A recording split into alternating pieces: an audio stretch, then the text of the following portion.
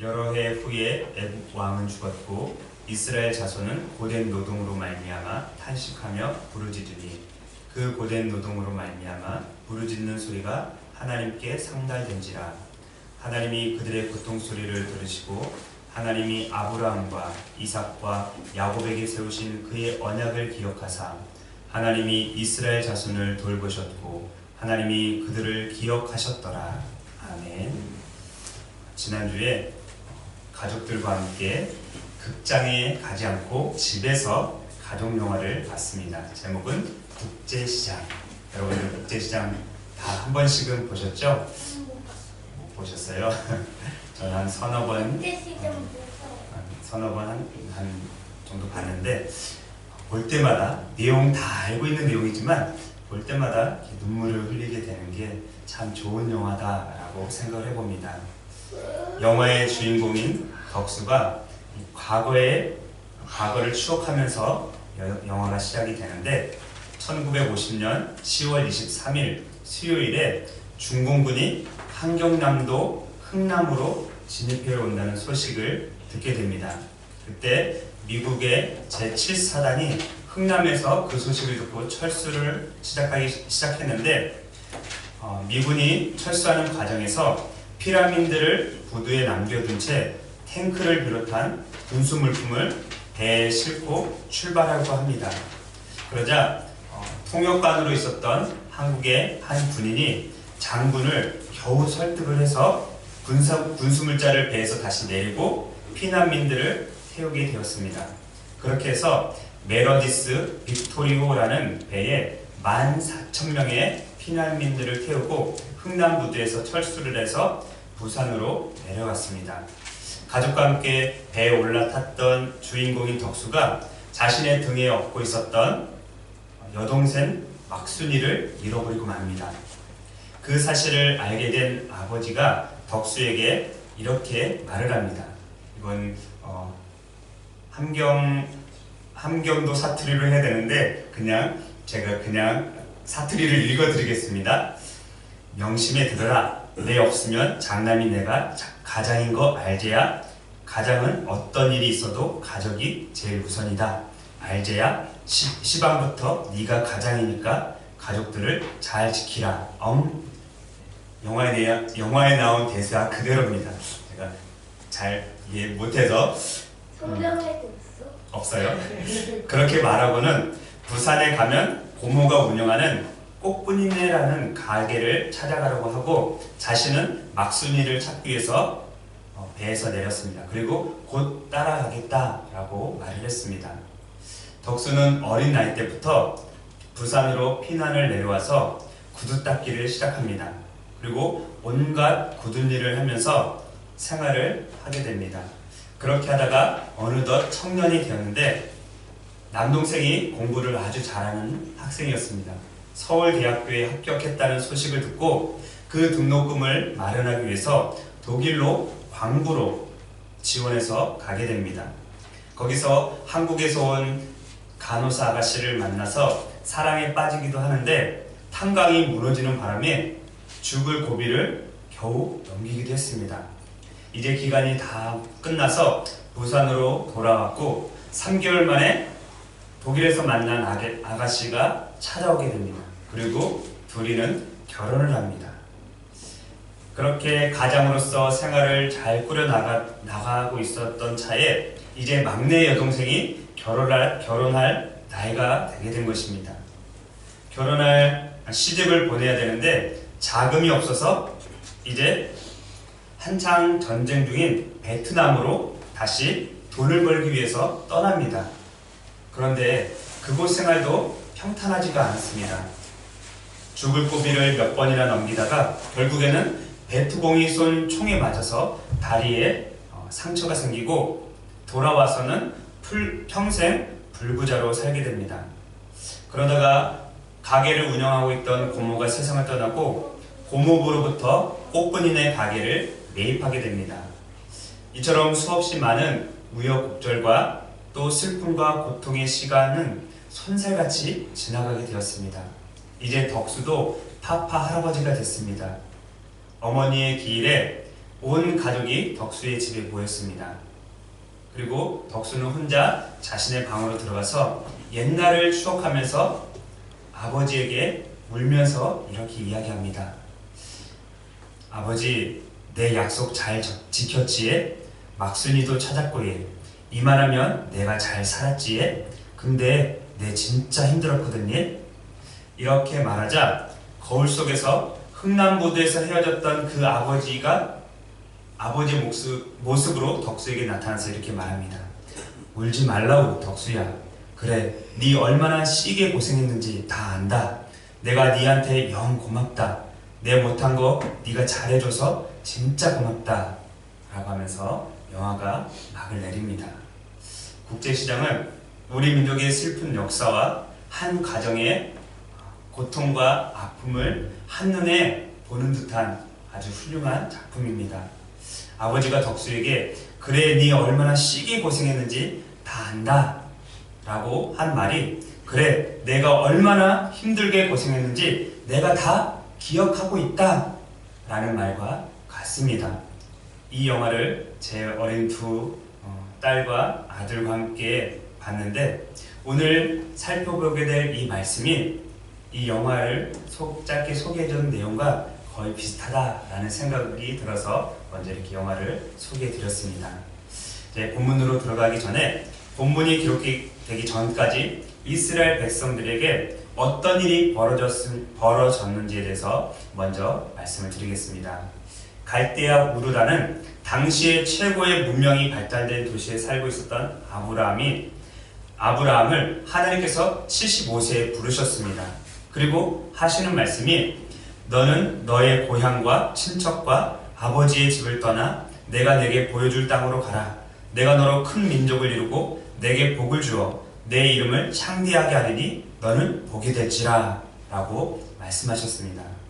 아브라함은 덕수처럼 아버지 손에 이끌려서 정든 고향 땅을 떠난 것이 아니지만 자신보다 훨씬 늙었을 아버지와 식솔들을 자신의 손에 이끌고 정든 고향 땅을 떠나온 겁니다.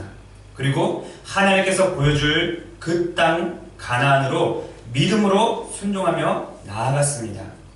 가나안 땅에서 약 25년의 세월을 살면서 드디어 100세에 이삭이라는 아들을 얻게 됩니다.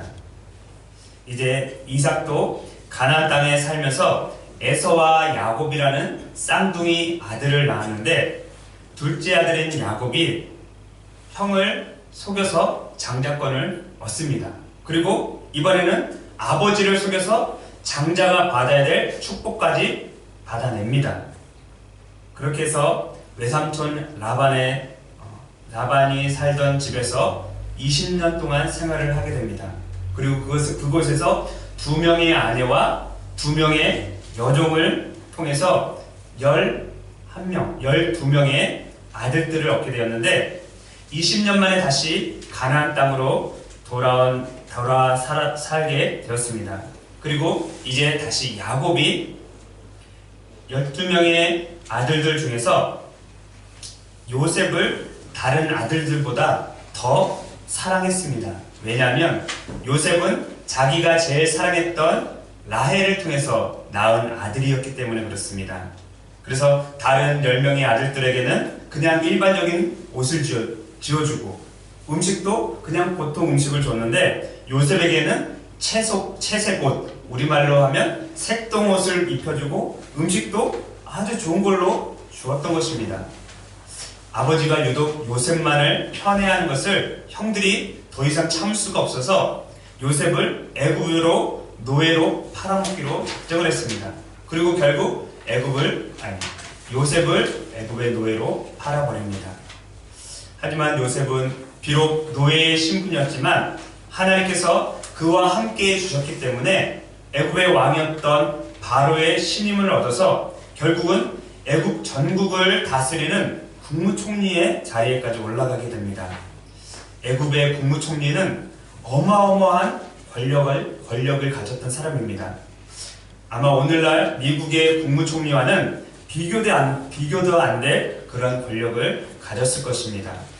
오죽했으면 바로가 요셉한테 이렇게 말합니다. 너는 내 집을 다스리라. 내 백성이 다 내 명령에 복종하리니 내가 너보다 높은 것은 내 왕자뿐이니라. 거의 왕의 권력을 주었던 것입니다. 요셉이 애굽의 국무총리로 있었던 시절에 7년 동안 흉년이 찾아왔습니다. 애굽뿐만 아니라 애굽 지역에 있었던 나라들까지 흉년이 찾아왔는데 가나안 땅까지 흉년이 찾아오게 된 겁니다. 그래서 요셉은 하나님께서 주신 지혜를 발휘해서 그 7년의 흉년을 잘 이겨냈는데 그 와중에 가나안 땅에 살고 있었던 아버지 야곱과 그의 형제들 모든 자녀들까지 약 70명의 사람들을 애굽의 고센이라는 지역에 머물도록 그렇게 하고 이주를 시켰습니다. 그러나 여기도 많은 시간이 흐르면서 요셉과 그 시대의 모든 사람들이 다 죽었습니다. 이제 요셉을 알지 못했던 바로가 애굽의 새로운 왕으로 등극을 하게 됩니다. 새로운 바로 왕은 70명에서 이제 수백만 명으로 늘어난 이스라엘 백성들이 언제라도 전쟁을 일으키고 애굽을 탈출할까봐 이스라엘 백성들을 노예로 삼기 시작했습니다. 그래서 이스라엘 백성들은 애굽에서 무려 400년이 넘는 기간 동안 노예 생활을 하게 된 것입니다. 애굽 왕들은 정권이 바뀔 때마다 이스라엘 백성들에게 고된 노동을 시키고 아주 고통스럽게 만들었습니다. 그리고 비돔과 람셋이라는 국고성을 만들게 했고 세계 제7대 불가사의 중에 하나라고 하는 피라미드를 건축하게 했습니다. 하지만 애국 사람들은 그렇게 고통스럽게 하면 할수록 이스라엘 백성들은 점점점 번성하고 늘어나게 되었습니다. 고된 노동으로는 이스라엘 인구가 늘어나는 것을 막을 수 없겠다고 생각했던 바로는 새로운 정책을 쓰기 시작합니다. 새로 태어나는 남자아이들은 죽이는 것입니다. 그래서 이스라엘의 산파였던 십브라와 부하에게 이렇게 말합니다.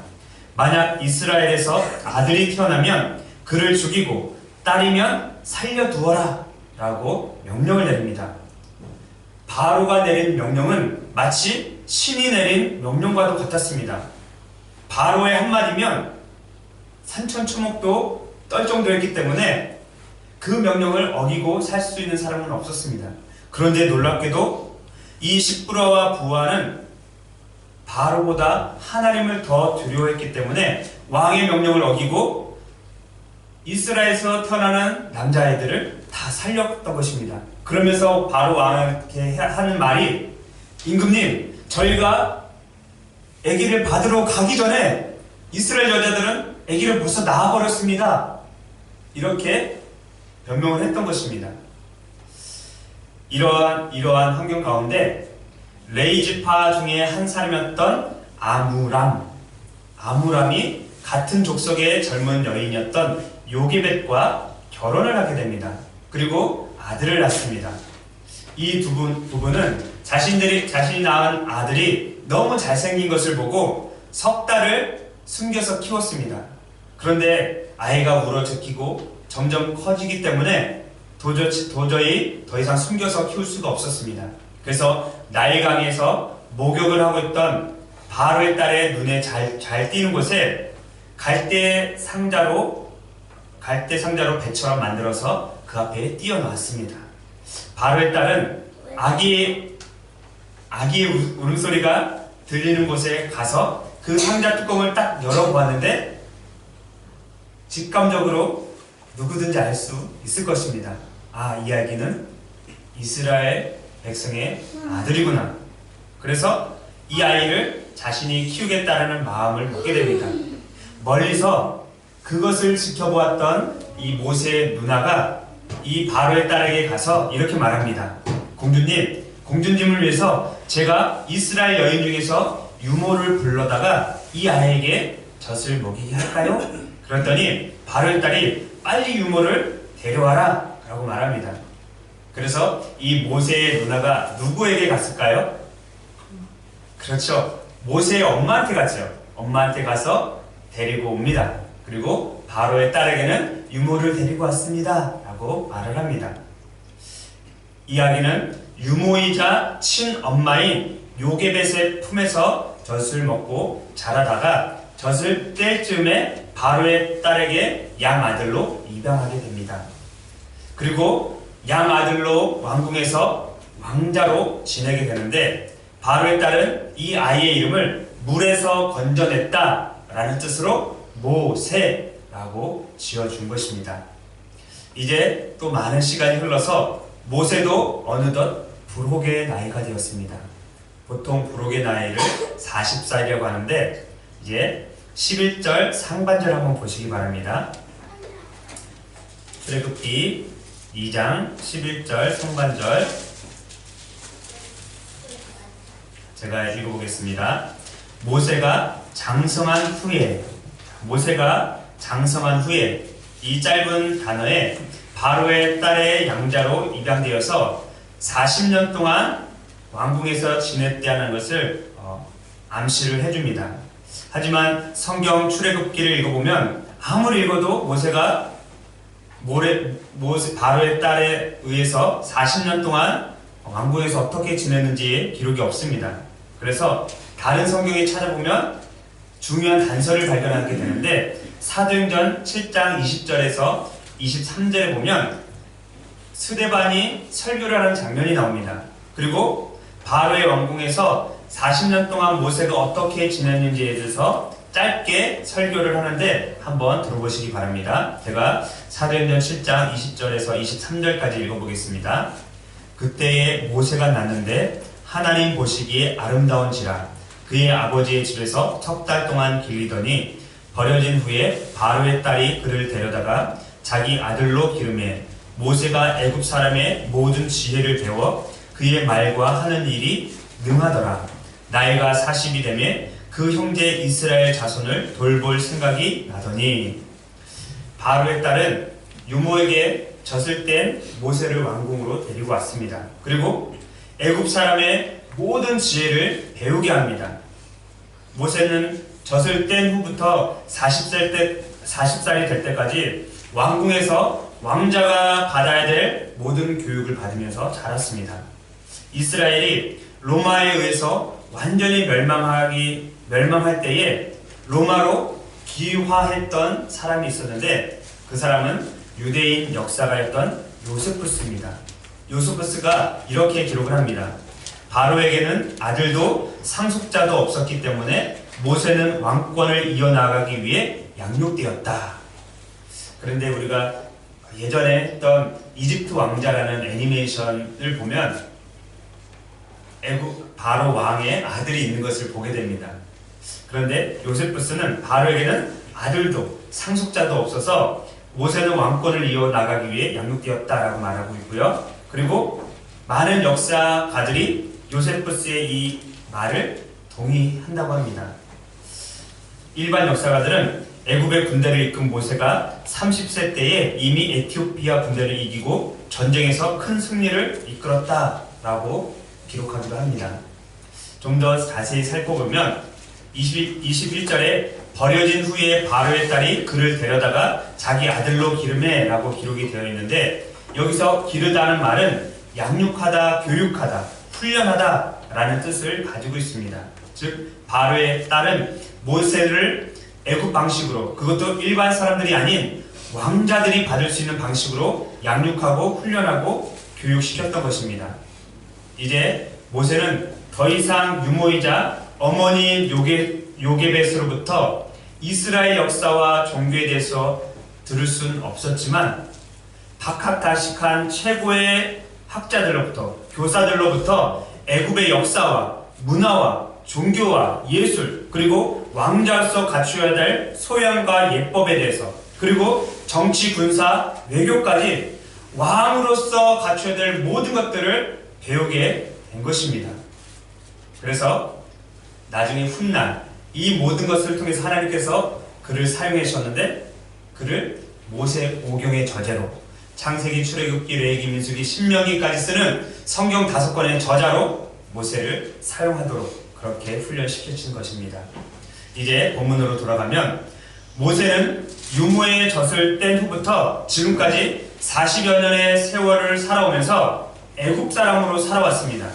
그렇지만 그는 자신이 이스라엘 사람이라는 신분과 정체성을 잃어버린 적이 단 한 번도 없었습니다. 왜냐하면 그의 어머니 요게벳으로부터 그의 못이 밝히도록 알아듣지 못하든지 간에 너는 애굽 사람이 아니라 이스라엘 사람이란다. 우리가 믿는 하나님은 우리의 조상 아브라함과 이삭과 야곱의 하나님이시고 지금도 살아계신 분이란다. 그 하나님께서 너를 죽음의 위기 가운데서 구원해 주셨단다. 마찬가지로 너는 말할 수 없는 고통 가운데 있는 우리 민족을 반드시 구원해 내야만 한다.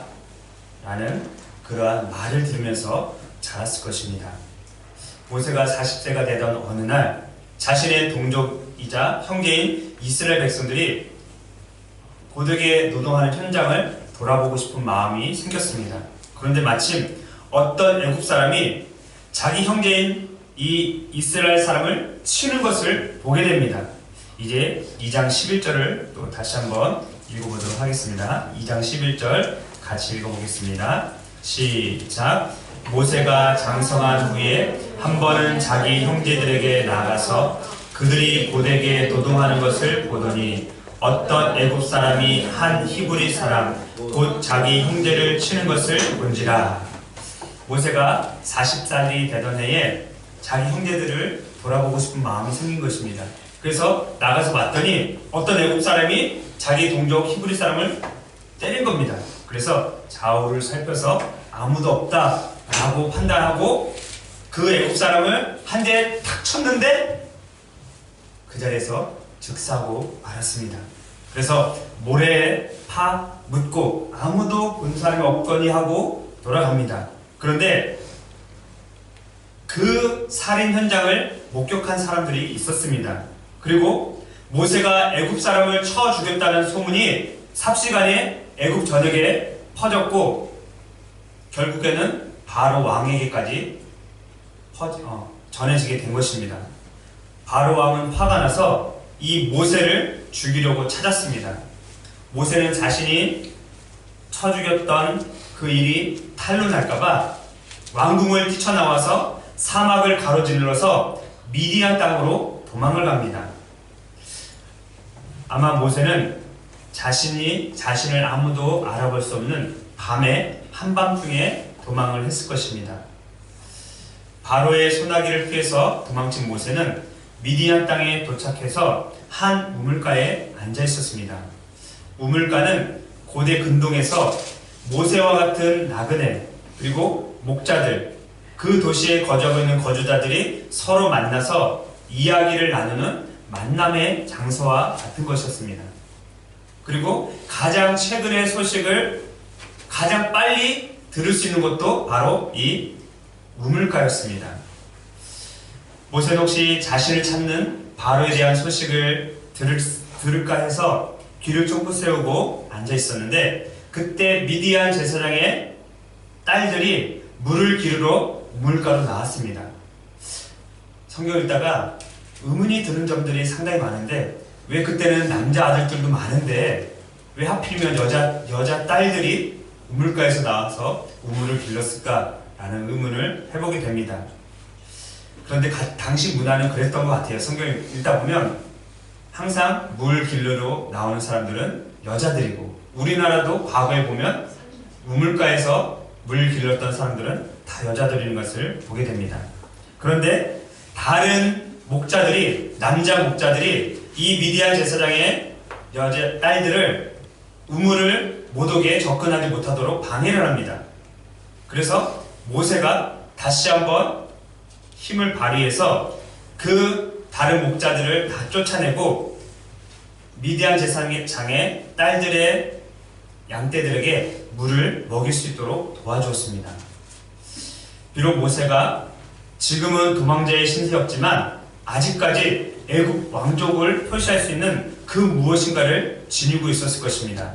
예를 들면 그가 입고 있었던 옷은 아직까지도 애굽 사람이 입었던 옷, 그것도 왕자들이 입는 옷이었을 것입니다. 그리고 목에 달고 있는 목걸이, 반지, 팔찌 이런 모든 것들이 왕의 신분을 나타내었을 것입니다. 그래서 사실은 양떼들을 물을 먹이지 못하도록 방해했던 그 목자들을 싸우지 않고도 자신이 그냥 나타내 보이기만 했어도 그 목자들은 도망갔을지도 모르겠습니다. 애굽 왕의 아들을 함부로 건드렸단 뼈도 못 추릴 줄 알았기 때문이었을 것입니다. 그래서 이제 그 제사장의 딸들이 자기 집으로 돌아가서 아버지한테 이야기를 합니다. 아버지가 먼저 묻습니다. 어떻게 해서 이렇게 빨리 돌아왔느냐 했더니 딸들이 한 애굽 사람이 우리를 도와주어서 이렇게 우리가 빨리 왔습니다. 이 미디안 제사장의 딸들이 보기에도 모세는 애굽 사람으로 비쳤던 것입니다. 그래서 이 미디안 제사장이 다른 종들을 시켜서 모세를 자신의 집으로 초대합니다. 그리고 음식을 함께 나누어 먹습니다. 모세는 미디안 제사장과 음식을 먹으면서 자신이 겪었던 일들을 다 이야기를 했을 것입니다. 그리고 많은 대화를 나눈 끝에 그와 지내는 것이 좋겠다고 생각을 했고 그 중에 십보라라는 여인을 사랑하게 됩니다. 그리고 그 십보라와 결혼을 해서 아들이 한 명 태어났는데 그 아들의 이름을 게르솜이라고 지어줍니다. 그 이름의 뜻은 타국에서 나그네가 되었다라는 뜻입니다. 요셉이 죽고 난 후부터 시작해서 모세 때까지 이스라엘 백성들은 애굽에서 종살이를 하면서 노예처럼 살았습니다. 이스라엘 백성들은 무려 400년이 넘는 동안 고된 노동으로 인해서 고통이 극에 달했고 그 고통으로 인해서 하나님께 탄식하며 부르짖었습니다. 그러자 하나님께서 이제 이스라엘 백성들의 고통 소리를 들으시고 아브라함과 이삭과 야곱과 맺었던 언약을 기억하셨습니다. 그리고 그 언약을 기억하셨을 뿐만 아니라 그들을 구원해 내시기로 작정을 하셨던 것입니다. 그 말씀이 오늘 본문 말씀이 23절에서 25절까지입니다. 같이 한 목소리로 읽어보도록 하겠습니다. 시작. 여러 해 후에 애굽 왕은 죽었고 이스라엘 자손은 고된 노동으로 말미암아 탄식하며 부르짖으니 그 고된 노동으로 말미암아 부르짖는 소리가 하나님께 상달된지라. 하나님이 그들의 고통 소리를 들으시고 하나님이 아브라함과 이삭과 야곱에게 세운 그의 언약을 기억하사 하나님이 이스라엘 자손을 돌보셨고 하나님이 그들을 기억하셨더라. 아멘. 여기서 우리가 주목해야 될 것은 아브라함과 이삭과 야곱의 하나님이라는 것입니다. 이 말 속에 두 가지 의미가 담겨 있는데 하나는 언약의 하나님이라는 의미입니다.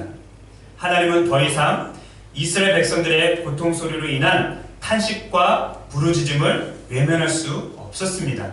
그래서 아브라함과 이삭과 야곱과 맺었던 그 언약을 기억하셨습니다.